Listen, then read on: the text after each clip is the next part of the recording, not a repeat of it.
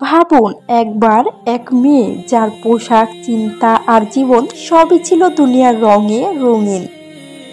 সে কখনো ভাবেনি এক টুকরো কাপড়, হিজাব তার পুরো জীবনটা পাল্টে দিতে পারে। কিন্তু একদিন একটা মুহূর্ত, একটা ঘটনা বদলে দিল তার পুরো দুনিয়া।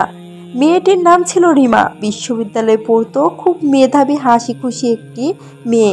কিন্তু ভেতরে ভেতরে ছিল এক অজানা অশান্তি।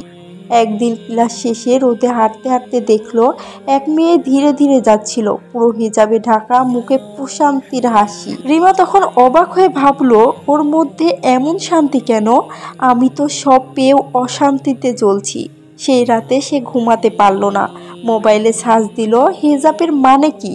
তার চোখে পড়ল আল্লাহর বাণী, হে নবী, আপনি আপনার স্ত্রীগণ, কন্যাগণ এবং মুমিন নারীদের বলুন তারা যেন নিজেদের চাদর নিজেদের উপর ঢেকে দেয়।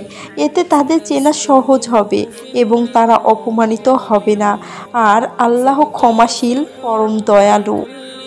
এই আয়াতের প্রতিটা শব্দ তার হৃদয়ে গেঁথে গেল। পরদিন সকালে আয়নার সামনে দাঁড়িয়ে প্রথমবার নিজের মাথায় হিজাব পরল। নিজেকে দেখে কেঁদে ফেলল, কারণ প্রথমবার মনে হলো আজ আমি সত্যিকারের সম্মানিত। প্রিয় বোন, হয়তো তুমিও কোনো না কোনোভাবে রিমার মতো অনুভব করো। ভেতরে এক অজানা অশান্তি, নিজের সম্মান হারানোর ভয়, দুনিয়ার চোখের লজ্জা।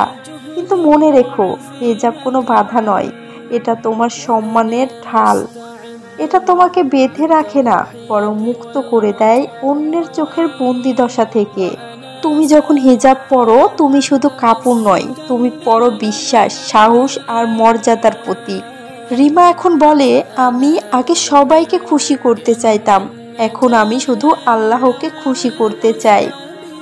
তুমি চাইলেও তোমার জীবনও বদলে যেতে পারে। শুরুটা ছোট হতে পারে, কিন্তু নিয়তটা বড় রাখো। এক টুকরো হিজাব হতে পারে তোমার জান্নাতের চাবি। আজই শুরু করো তোমার হিজাব জার্নি, শুধু দুনিয়া নয়, আখিরাতের শান্তির জন্য। ভিডিওটি ভালো লাগলে লাইক, কমেন্ট, শেয়ার করে চ্যানেলটি সাবস্ক্রাইব করে দিবেন বন্ধুরা। আল্লাহ হাফিজ।